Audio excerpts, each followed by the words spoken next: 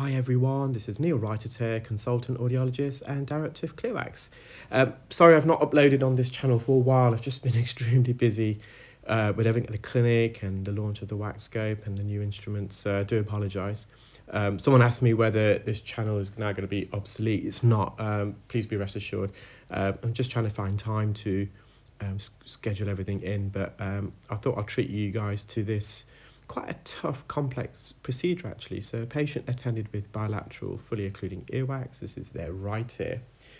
And this plug, the surface was quite dry and hardened, whereas the core was a bit softer. And it's well and truly lodged deep in the ear. So I'm struggling to get a suction grip there, and I'm more or less through the kitchen sink at this. I used all the instruments. You will see a bit later in the procedure that the right ear pick actually worked best, and perhaps in hindsight should have used that a bit earlier, but I just wasn't sure due to the consistency whether it will be the right type of instrument, because as I said, the core was quite soft, and with the right pick I was just worried that it will just dissect through. However, through this procedure in particular, I realised that even with softer wax, it has got benefits because it can kind of slice and dice it into smaller pieces, so I can then go back in with the suction probe to remove. So I'm just getting a suction grip here, and I just lost the suction grip because the surface is quite dry, as you can see, and it means that you no longer have an airtight seal. To get a maximum suction grip, you want a good seal between the suction tip and the wax plug, but when it's rough you can't attain that. So I'm just using here the right ear hook, and you could see the tapered tip work very well in terms of penetrating into the core of this, but then it just cut through like a hot knife through butter. But that still helps in terms of the removal because you're making it to smaller pieces. So I'm just going to the back part here, and what I'm trying to do is just rotate the wax plug to the right because that's the natural curvature of the ear. So we're trying to work it around the bend. So to the right, that cartilage there, that's the second bend.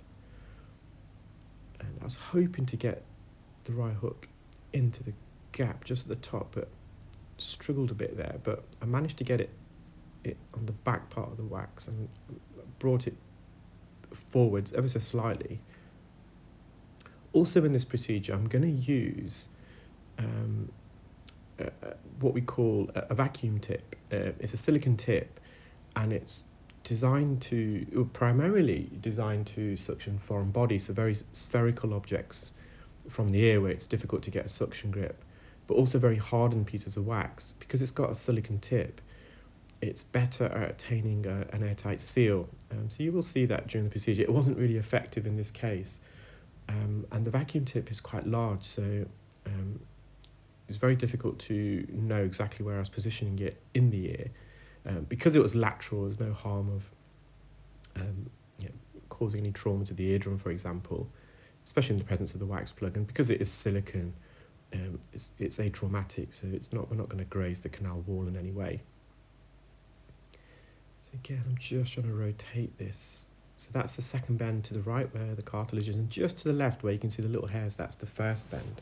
So this wax plug is trapped in between the first and second bend. It's coming slowly but surely forwards, but then quite often it will just go back, and you can see at the top this wax plug has created a complete acoustic seal. It's fully occluding. So I've just gone back in with the right hook, and again I was hoping to get a bit further behind, but I ended up just pushing it further in. So I went into the core, and again I did take away some wax from the core. I'm now using the right correct, but you can see that even when I'm trying to glide it, it's just pushed it further back. Yeah, so I think I'm using the 2-in-1 right hook and correct there. So I've just swiveled it in my hand, gone back, and on this occasion I managed to glide the right ear hook a bit deeper, and that's because it's a lot more streamlined in its design. If I used the traditional hook that I previously did, I wouldn't be able to, I feel, get in and behind this fully occluding piece of wax. So we're now coming away with a bit more sizable chunks of wax. So there's a bit of an opening at the top, so the patient could hear slightly better at this stage. But as I brought the wax plug further forward, it once again created an acoustic seal, so during the procedure the hearing was coming and going. And patients can be quite alarmed by that, actually, because they wonder why one minute they can hear and the next they can't, and they naturally feel that you may have caused some sort of trauma. So you just have to reassure them that during certain parts of the procedure you're making an opening, but as you bring the wax plugs forward it may once again occlude the ear canal. So just to expect some fluctuation in the hearing during the procedure is quite a useful tip, just to reassure the patient. So it's just a few fragments of wax there that I've dissected, so we'll just remove that. I have dosed it with quite a lot of medical grade olive oil as well, just to soften the surface to see if I can get a bit of suction grip, but it's still quite difficult.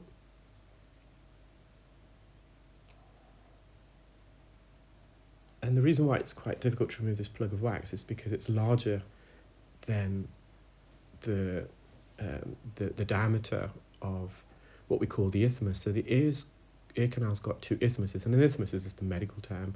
I think it's used in other disciplines as well, but it just means a narrowing as such. So our ear canal has two narrowings. The first narrowing is between the first and second bend. So again, you can see that there. The first bend is just to the left, where you can see the hairs protruding, and the second bend is just to the right, where the wax plug is sitting against. And then we've got a second narrowing, a second isthmus deeper in the ear, about 0.5 centimetre away from the eardrum. So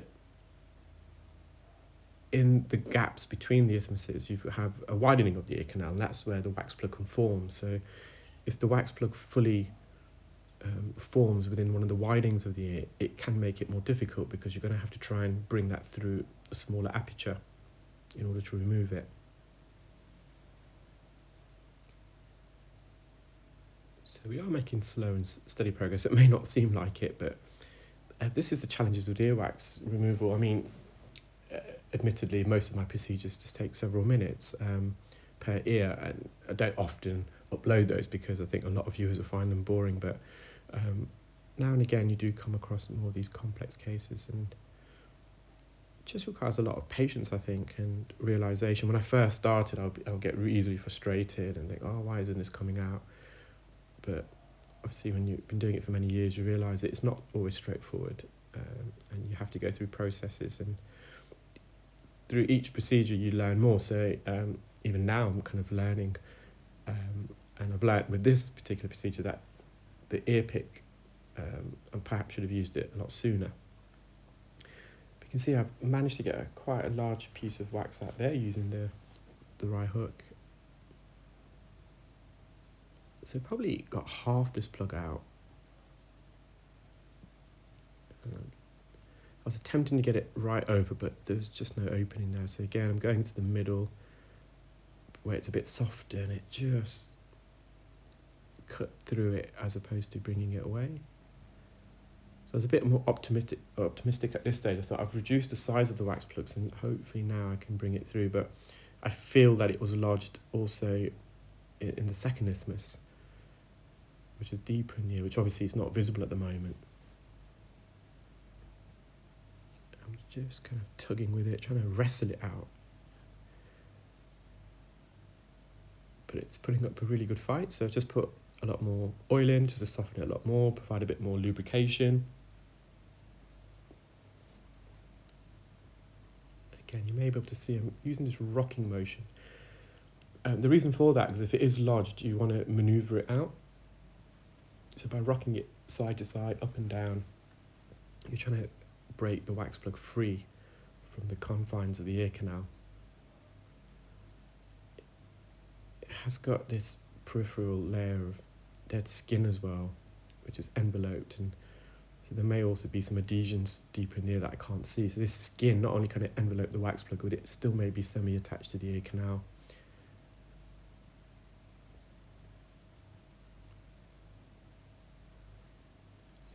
let's see what I do now. I'm just going to persevere again with the suction, but I'm sure in a minute I'm going to revert to the silicone tip that I've made reference to earlier. So with a silicone tip, you can get it in two types. You can get a suction probe already attached with the silicone tip, or you can buy the silicone tip separately, which we're going to start stocking for our specialists now in our trade shop. And you can attach it to the end of a 2mm outer diameter suction probe. It attaches on,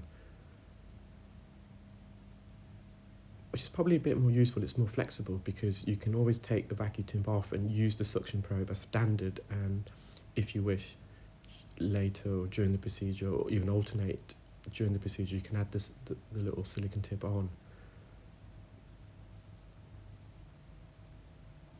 And this is sometimes a problem when you've got a plug like this. You can inadvertently trying to bring it forwards, but you can push it back. So this is the silicone tip. So you can see it's, in terms of visualization, you can't really see much because it occludes the whole ear canal, but truth be told, I'm sure it is affected. I have used it once or twice in the past and it has been effective, but in this case it just wasn't, and I think it may have another go. We shall see. So I'm just trying to stretch the ear as wide as possible to be able to insert this. And again, the reason for using the silicone tip is to try to get a better airtight seal. So the better the seal you get, the more suction power you have.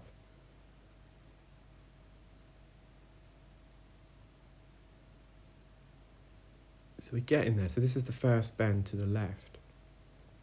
Now, I know a lot of people have mentioned in the past, and it's something that I've been kind of thinking about a lot as well, especially with the wax scope, because with the wax scope, the speculum has a little slit, and you need that slit to insert the instrument through. Otherwise, the view will be obstructed by the instrument. And I've just spoken to a couple of ENT surgeons that I know across the pond, and they're quite often say that they mention to me that they do trim the ears, especially when using an endoscope, because again, with the endoscope, if you're positioning it to view the wax, if the hairs are there, it's unavoidable, and it's more to do with the smearing. So even with the hairs, you can still quite often see what you're doing, but on a couple of occasions the lens does smear. So now I don't want to trim them using an electric razor for two reasons, because they could just fly anywhere, and also because it's difficult to decontaminate in between patients. So I have purchased some little kind of specialist scissors as recommended by one of the ENT consultants, which you can decontaminate, which is brilliant. So I'm going to give that a whirl. As you can see, there's a few hairs there, and I'm just going to trial out and see how that works. Again, when you trim them as well, sometimes you can pull at the hairs, and you may cause folliculitis, an infection of the hair follicle, which sometimes can happen when you pluck them, sometimes when you're using forceps. I know another consultant that they use forceps to kind of pluck some of the hairs if it's really, really obscuring the view. So this is where the pick, surprisingly, came up trumps. And I wouldn't have thought it would. I thought it would just cut through it like the ear hook, but there's obviously something with the ergonomics, the design of the ear pick, that it can also help with softer wax. So slowly but surely bring this forward. So yeah, in future I'll probably resort to the ear pick sooner now. It's shown its versatility. So that's the patient's eardrum. It is retracted, so there's negative middle ear pressure there. There's a bit of tympanous or laryngeal sclerosis, so some calcification, some calcium depositation on the middle layer of the eardrum, the stratum fibrous or the lamina propria. It's got two names. So scar tissue can develop for many reasons. It could be due to acoustic trauma, so presence of loud sounds, chronic infections, sometimes barotrauma if patients have had ventilation tubes, what we call grommets in the UK, physical trauma. But laryngeal sclerosis is where the calcification, so the scar tissue, is just localized to the eardrum, and that very rarely causes a hearing loss. Tympanosclerosis, which sometimes the terms are into use, tympanosclerosis is when this calcification also starts to impact the ossicles, the three bones, and that can cause a conductive loss. So again, straight away, I'm learning from the right ear, I'm using the pick straight away, and the pick itself didn't fully remove it, but it did help. So you can see here, it dissected this. It cut into smaller pieces, so I was able to use a suction probe.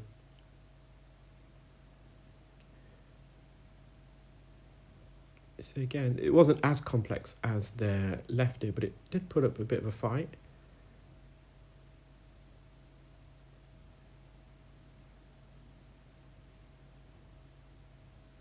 So once more with the pick, because it's so streamlined, I've got much more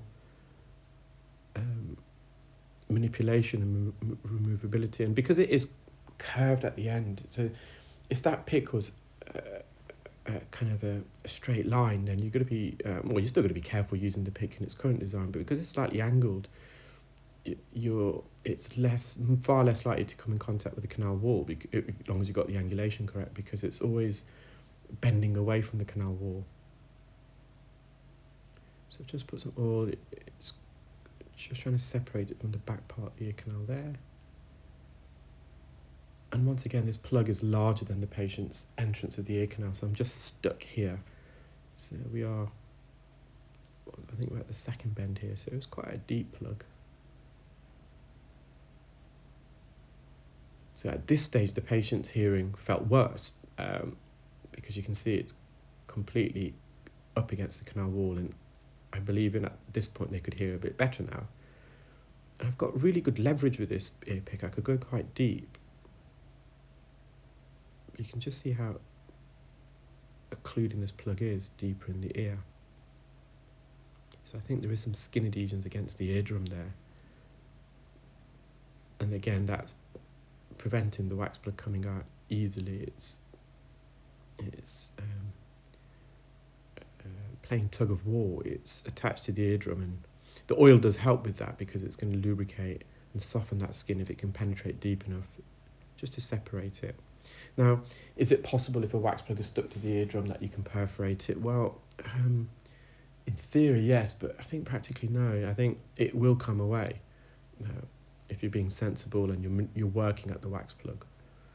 But I would always recommend just instilling some oil just to lubricate.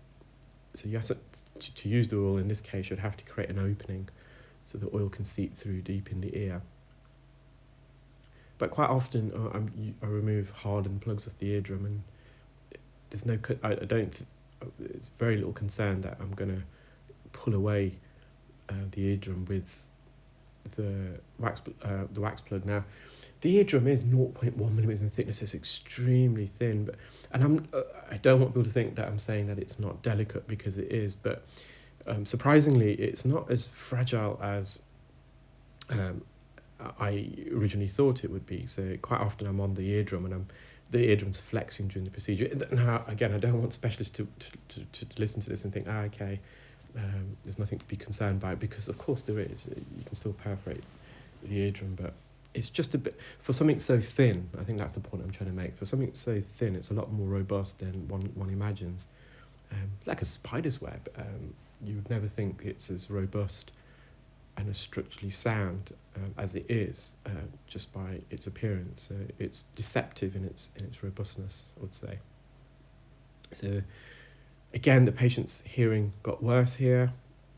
I just had to reassure them that it's just because as I'm bringing the wax plugs forwards, it's just compressing against the canal walls. So the core of it's quite mushy. Once more, I'm just using the Rai pick, just going superiorly.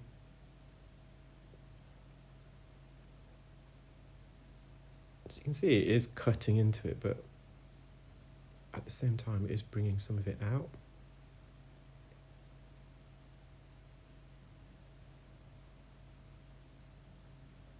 I think I'm going to use the correct now.